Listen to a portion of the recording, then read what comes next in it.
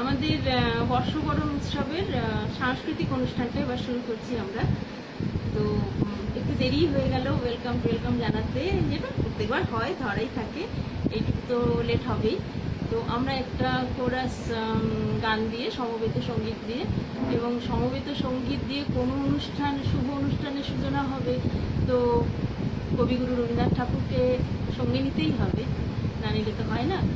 আর আমি একটু রীতাকেও ডেকে নেবো, একটু বলুক, কিছু একটু বলে ও আমাদের অনুষ্ঠানটা শুরু করিয়ে দেবে। রীতা আমাদের আজকে না, ও আমাদের সমস্ত অনুষ্ঠানে নেই অ্যাঙ্কারিং। একটু তুমি বসে যাও, তাহলে আসবে। নমস্কার, আমি রীতা, আপনাদের সঙ্গে কিছুক্ষণ।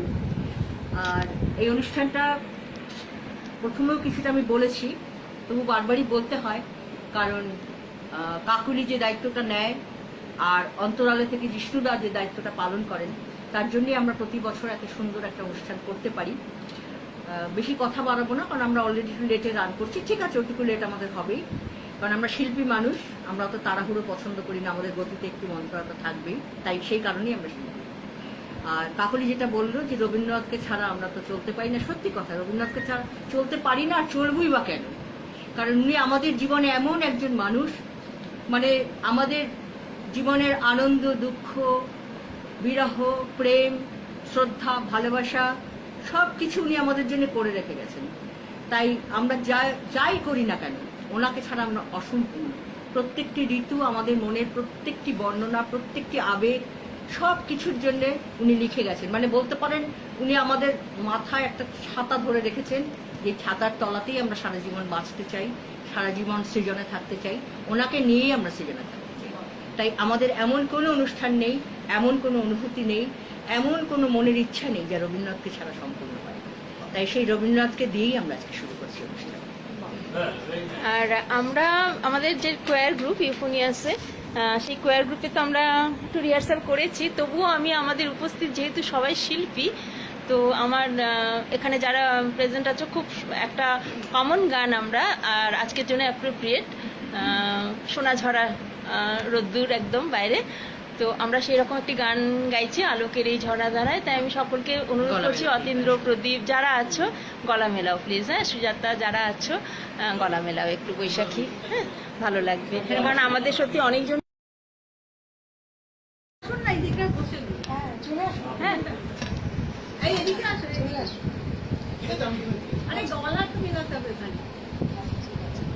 আচ্ছা,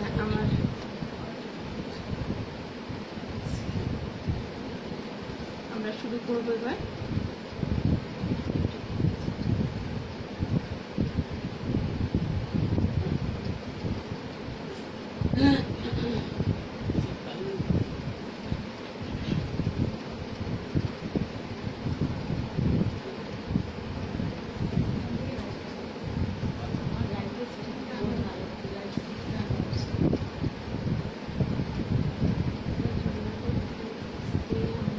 এত কাজ ছিল আমার, মানে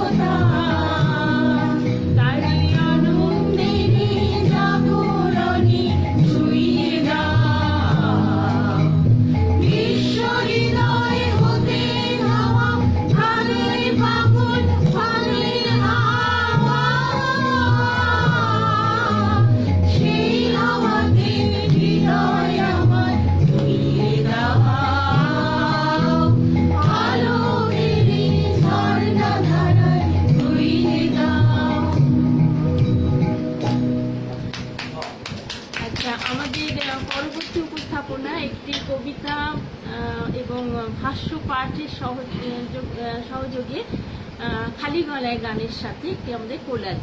আমরা এটাও খুব কম সময় রিহার্সাল করতে পেরেছি। তো রিনা, তুই এখনো এসে পৌঁছলি না কেন? আচ্ছা রিনা, দেখছিস ব্যক্তিগত কিছু প্রবলেমের জন্য রিনা আসতে পারেনি, যাই হোক। আচ্ছা, আমি যিশু মল্লিককেও ডেকে নেব, এটা পাঠে আছে। আর গানে আছে আমি খালি গলায় গানে। তো আমরা একটুখানি কবিতা ভাষ্যপাঠ এবং গানে গানে একটা কোলাজ শোনানোর চেষ্টা করছি, উপস্থাপনা করার চেষ্টা করছি।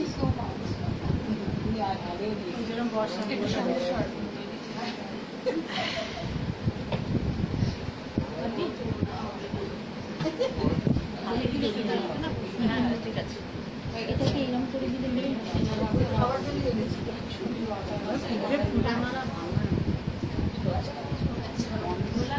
আমাদের বন্ধটা ভালো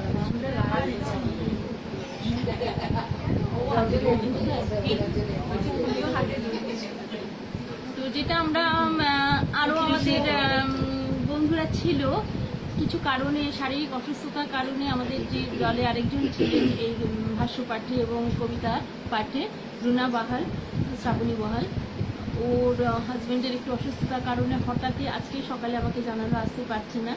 তো এটা হয়, যেমন ডিনা অনেক দিন আগেই আমাকে বলেছিল আসবে এবং সমস্ত ব্যবস্থাও করেছিল, কিন্তু এই লিখছে আর কি, লাইভেই লিখছে যে আসতে পারছে না কিছু কারণে। খুব খারাপ লাগছে রিনা, কি বলবো আর। যাই হোক, দূর থেকেই দেখ আর কি করবি। তো কিছুজন যারা সত্যি আমাদের অনুষ্ঠানটাকে আরও সুচারুভাবে এগিয়ে নিয়ে যেতে পারতো বা আনন্দে আরও বেশি মানে আনন্দটাকে বৃদ্ধি করতে পারতো, তাদের অনুপস্থিতিটা সত্যি ভীষণভাবে খারাপ লাগছে।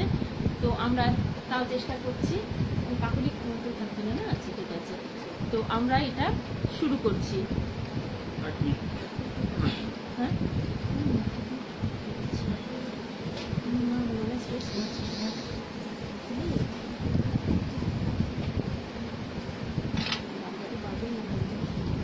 হ্যালো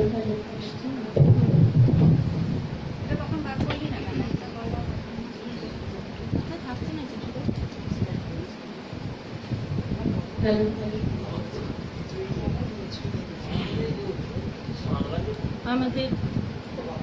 আমাদের আজকে কবিতা কোলাজ বিরোহিনী রায় আমাদের।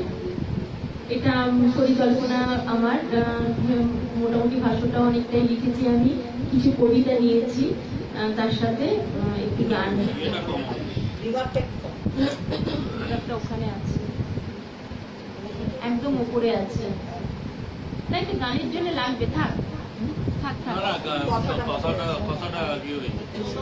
ব্যাস ঠিক আছে ঠিক আছে, থাকবে। হ্যালো, হ্যাঁ থাক থাক, কথাটা খুব অসুবিধা। আচ্ছা, এইটা আমাদের কবিতা কোলাজের নাম বিরোহিনী রাই আমাদের।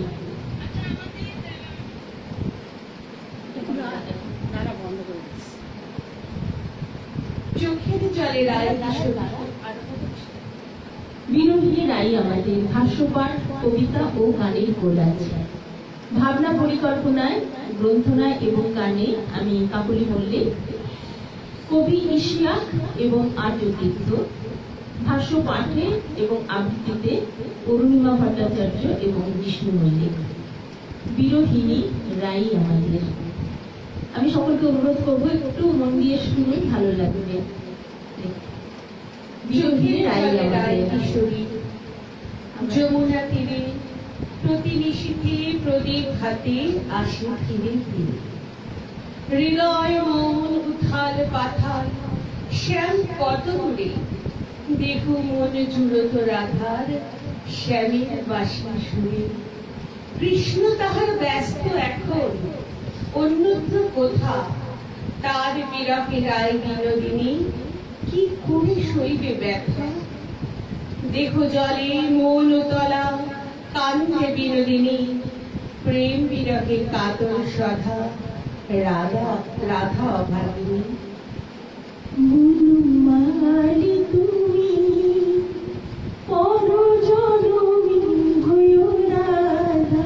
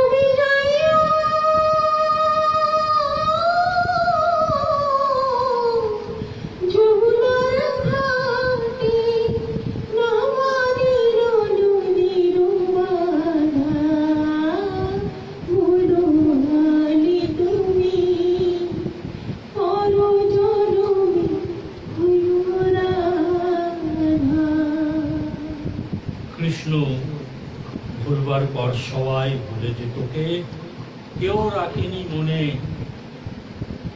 গোঠে মাঠে বাটে ধরণী চড়াই, ধবলি চড়াই আমি রাই, তোমার প্রেমে কি বা জানি। সত্যি কিছু জানতো না তো সে, শুধু শিকারের লোভে, শুধু জয়ের নেশায় এসেছিল কৃষ্ণ। কত তার কাকুতি মিনতি, কত তার রাজ্যপাট, মথুরা বিলাস, কত তার বৃন্দা সখী, সত্যভামা রুক্মিণী সুন্দরী। তার জীবনযাপন জুড়ে জেগে ওঠে ঐশ্বর্যের অদ্ভুত নাটক।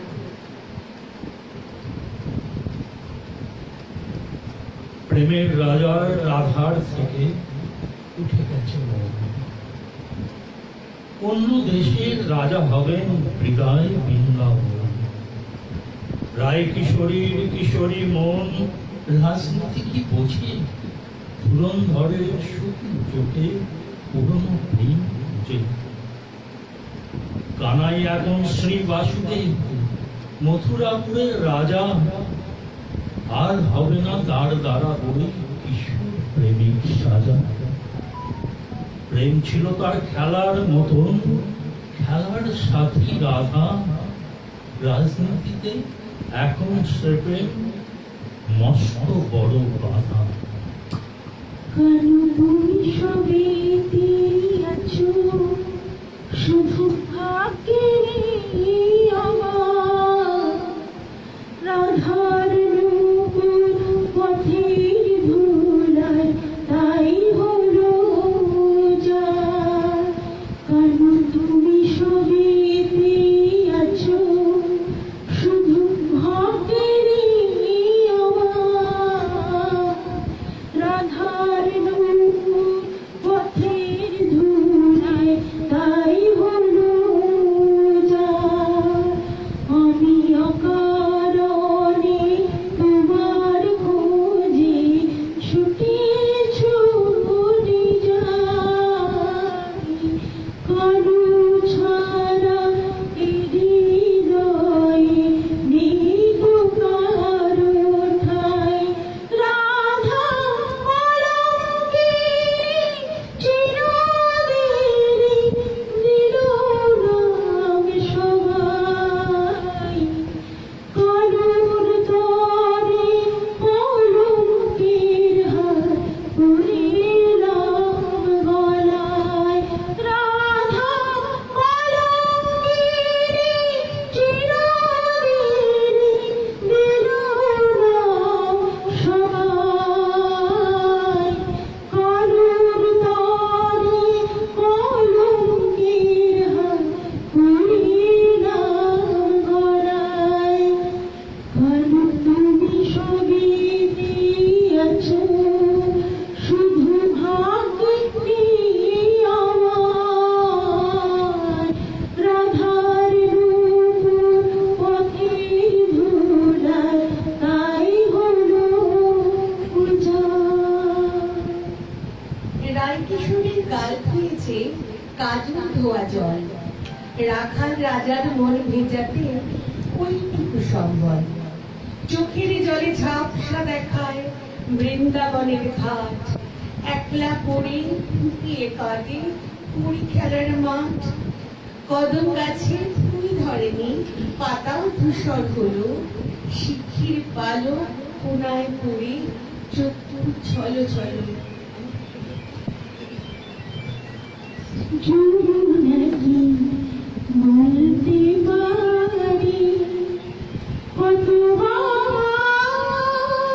কেঁদেছি রাধা, যমুনাটি বলতে পারি কতবার কেঁদেছি রাধা, যমুনাটি বলতে পারি।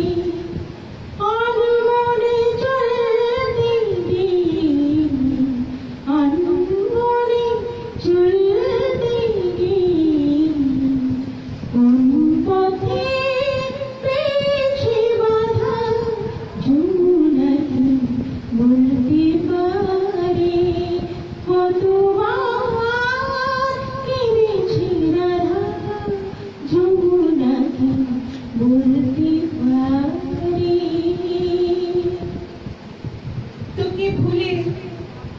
বুকে টেনে সে তো বেশ রাজ সেজে মহাকাব্যটির প্রধান পুরুষ হয়ে প্রচন্ড প্রতাপে বেঁচে আছে আজও। বাঁশির প্রতাপে তুই ভেসে গিয়েছিলি, সুরের সন্মোহে তুই ভেসে গিয়েছিলি।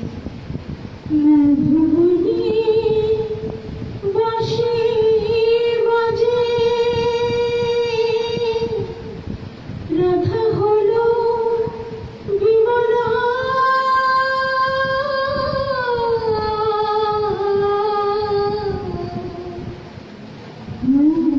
কেন মানে না,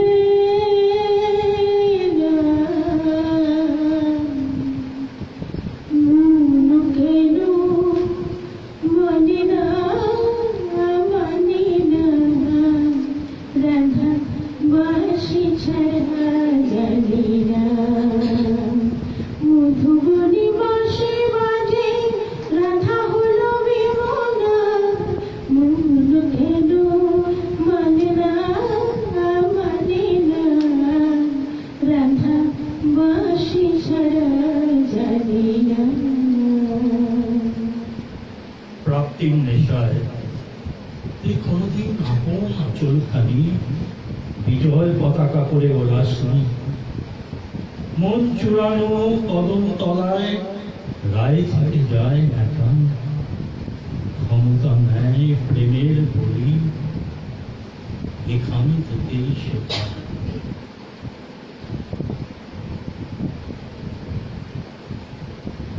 রাজার নন্দিনী, রাজার দুলালি তুই, তোর কোনো রাজ্য পাচ্ছে না তুই, শুধু কানু ভুল নায়কের জন্য তোর সত্য কান্না। সত্যকার চূড়ান্ত আবেগ রয়ে গেছে আজও। তোকে আমাকে কেউ খুঁজে পায়নি রাধিকা, তোর জন্য কষ্ট হয়, তোর জন্য মায়া হয়, তোর উপর ক্রোধ হয় খুব।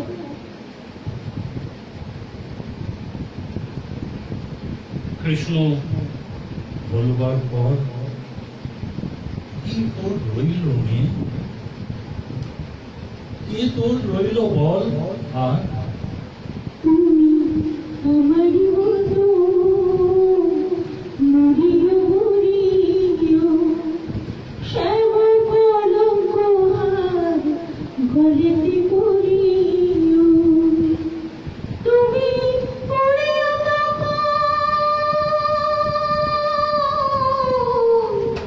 আমারই মতো, তুমি পড়িও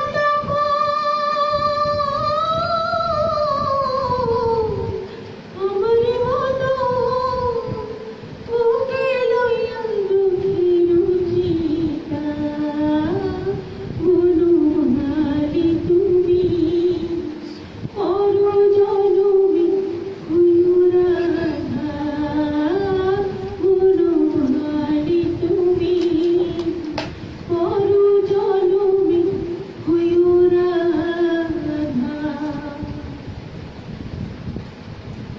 কৃষ্ণ কি কোনোদিন ঠিকঠাক নিয়েছিল তোকে? আপন মোহিনী শক্তির কাছে নত জানো, কি বিপুল শক্তিতে সে অধিকার করে নিতে পারে রমণ হৃদয়। এই সত্য জেনে নিতে সে এসেছিল তোর কাছে, আর তুই বোকা মেয়ে তাকে জীবনের শ্রেষ্ঠ পাওয়া মনে করে ঘর ছেড়ে বর ছেড়ে ভেসেছিলি পথে পথে পথে ও বিপথে। অঙ্গে শোনা ছিল যত কলঙ্কিতে গুরু তত, অঙ্গে শোনা ছিল যত কলঙ্কিতে গুরু তত, কালী চন্দন হতো অবিরত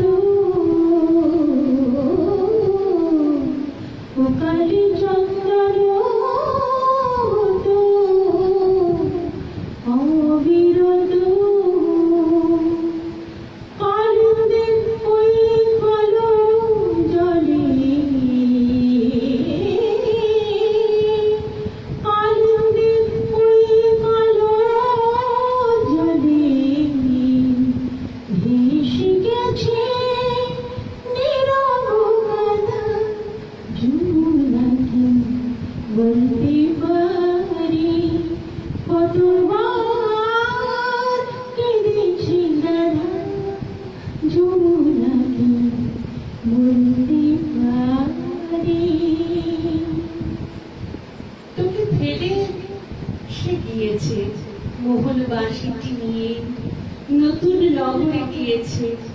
তার যুবতী মোহন রূপ দেখে মুগ্ধ হয়ে বিশ্ব ভারত আজ কালো রূপের ছটায় চোখে লাগে আলো, কালো রূপের ছটায় চোখে লাগে আলো, কালো রূপ দেখে দেখে আঁখি হলো কালো, ওই কৃষ্ণ রূপ দেখে দেখে আঁখি হলো কালো। কি হবে নয়নে কাজল করে বেহুলা, ফুলমালা ধরে কানু প্রেম গেথে দিও মালা করে বেহুলা। বল মধু চণ্ডীদাস, বল বিদ্যাপতি, বল জ্ঞানদাস, শ্রীরাম সুদাম সখা, বল রামদাস। কেউ কিছু জানো নাকি তার কথা, তার কথা, রাধিকার কথা, রাধিকার কথা? তবু কেউ আশ্চর্য, কেউ যখনই প্রেমের কাব্য ভাবে, রাধা কৃষ্ণ প্রেমের যুগল ঠিকই এসে যাবে। রাজি ছিলেন প্রেমের স্বরূপ, সন্দেহ নেই তাতে। সে প্রেম ছিল কৃষ্ণ বলেও সন্দেহ সে তাতে। রাধা বিলীন কানন প্রেমে সম্মানে তার তাই বোধ হয়। রাধার পরে কৃষ্ণ বসে, কানন পরে রাধা নয়। রাধার পরে কৃষ্ণ বসে, কানন পরে রাধা নয়। আজকে আমাদের কবিতা বলার ছিল বিনোদিনী রায় আমাদের। আমার মনে হয় সবার মনেই বোধহয় একটা বিষাদের অনুভূতি ছাড়িয়ে গেল, কারণ সত্যি রাধার কথা কজন ভেবেছে। তবু এটা তো সত্যি কথাই, আমরা সবসময় রাধা কৃষ্ণই বলি, কৃষ্ণ রাধা বলি না। তো এখানেই বোধহয় রাধা কৃষ্ণের থেকে খানিকটা এগিয়ে রইলেন, অমর হয়ে রইলেন আমাদের কাছে। আমি জানি না কতটা আপনাদের ভালো লাগলো, আমরা চেষ্টা করলাম একটুখানি আর কি। ধন্যবাদ। একটা ভীষণ অনবদ্য উপস্থাপনা আমরা সবাই একটু শুনলাম। আর এটা একটা চিরন্তন প্রেম কাব্য, রাধাকৃষ্ণ মানে একটা শাশ্বত প্রেম কাহিনী। তাই এখানে রাধাকৃষ্ণ সত্যি রাধাকৃষ্ণই আমরা বলি, কৃষ্ণ রাধা নয়। এর বহু কাহিনী শ্রুত অশ্রুত। কারণ শ্রীকৃষ্ণের জন্ম মানে যেটুকু আমরা বিশ্বাস করি, তার জন্ম পৃথিবীতে বহু কারণে হয়েছে। তাই প্রেম কাব্য তার যেমন একটা দিক, তার পৃথিবীতে ধর্মস্থাপনা একটা দিক, একটা শুভ শক্তির সূচনা করা একটা দিক। তাই কৃষ্ণের জীবনে রাধার জায়গা চিরদিন একটা অন্য অবিনশ্বর জায়গায় রয়েছে। আমি একটা ছোট্ট কাহিনী বলি, সেটা পড়াশোনা করেই জানা। সেটা হচ্ছে রুক্মিণীর খুব অভিমান ছিল কেন রাধা কৃষ্ণ, কেন রুক্মিণীর নাম আসে না, কারণ সে তো স্ত্রী, রাধা তো প্রেমিকা। তখন কৃষ্ণ দেখছে তো সমাধান সহজে করা যাবে না, এত বুঝিয়ে করা যাবে না। হঠাৎ কৃষ্ণ প্রচন্ড অসুস্থ হলেন। উনি বললেন ওনার প্রচন্ড মাথা যন্ত্রণা। বৈদ্য এলো, অনেকে এলো, নারদ এসে বললেন এবং রাজবৈদ্য এসে বললেন কৃষ্ণ প্রচন্ড অসুস্থ। কৃষ্ণর জীবনে বা কৃষ্ণ কাছে যে সব থেকে প্রিয় বা কৃষ্ণকে সব থেকে বেশি যে ভালোবাসে এমন কারোর পায়ের ধুলো কৃষ্ণর মাথায় লাগাতে হবে, তবে কৃষ্ণ সুস্থ হবে। তখন রুক্মিণী বলছে আমি সব থেকে বেশি ভালোবাসি কৃষ্ণকে, কিন্তু আমি পায়ের ধুলো কি করে লাগাবো? কৃষ্ণ আমার স্বামী, সে আমার আরাধ্য। বলছে সেটা তো জানি না। বলছে এবং যেটা করবে তার নরক গমন হবে, তার সমস্ত পুণ্য ধুয়ে যাবে, কারণ সে ভগবানের মাথায় তার ধুলো লাগাচ্ছে।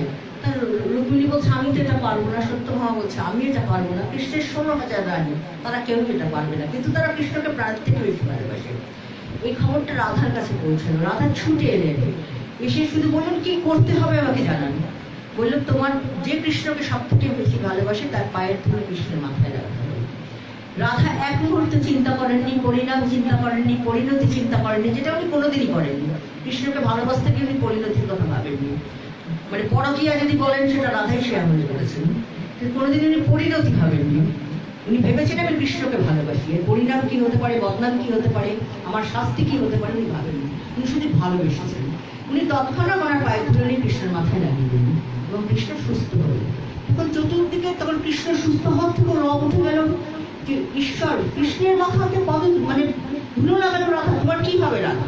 বলছে আমি তো জানি না আমার কি হবে, আমি শুধু জানতাম আমার আরাধ্য হইতে ভালো হবে। এটা নিয়ে যখন হইচই, যখন রুক্মিণী খুব খুশি কৃষ্ণ সুস্থ হয়ে গেছে, তখন কৃষ্ণ বলছে তোমার উত্তর পেলে রুক্মিণী? বলছে কি উত্তর? বলছে কেন রাধা আমার নামে লাগে? কারণ তোমরা পরিণতি পেয়েছো, তোমরা পরিণাম পেয়েছো, রাধা কিছু ভাবেনি, রাধা শুধু সারা জীবন ভালোবেসেছে, তাই রাধা আমার, তাই রাধাই শাশ্বত প্রেমিকা, সারা জীবনে রাধাই শাশ্বত প্রেমিকা। তাই সেই যুগ থেকে আজকে যদি আমি এই যুগে চলে আসি, তাহলে এই যুগের আমাদের সর্বশ্রেষ্ঠ যাকে আমরা এখনো লেখনীতে যাকে সবচেয়ে বেশি মনে করি, এবং মান্নাদের থেকে বড় রোমান্টিক গান প্রেমের গান তো কেউ করেননি, আমার ধারণা করেননি, থাকতেই পারেন কেউ, এটা আমি আমার ধারণার কথা বলছি। আর পুলকদাকে যদি বলি, পুলক বন্দ্যোপাধ্যায়, উনি লিখেছেন প্রেম চিরদিনই কাঁদিয়ে গেছে, কেঁদেছে মানুষ তবু ভালো এসেছে। তা প্রেম চিরদিন কাঁদিয়েই যায়, কিন্তু মানুষ কাঁদে, কিন্তু মানুষ আবার ভালোবাসে, এটাই মানুষের নেচার। তাই প্রেম পরিণত চিন্তা করে না, প্রেম শুধু যাকে ভালোবাসে তার কাছেই যেতে চায়, এটাই মানুষের শাশ্বত নেচার। তাই রাধাকৃষ্ণ সেই শাশ্বত প্রেম কাহিনী যা চিরদিন ছিল, চিরকাল। সকলে ভালো থাকুন, প্রেমে থাকুন, শ্রীরামে থাকুন। তো আমাদের হ্যাঁ সত্যি খুব ভালো লাগলো। সেই জন্যই তো মানে যথার্থ মানুষকে যথার্থ ভূমিকাটা দেওয়া। এত সুন্দর অ্যাঙ্কারিং করলো, এত সুন্দর করে বললো, এবং সেটাও এক্সটেম্পোর, ভীষণ ভালো লাগলো। এই ঘটনাগুলো হয়তো অনেকেরই অজানা, আমারও অজানা ছিল না, এটা জেনেও আমরা সমৃদ্ধ হলাম।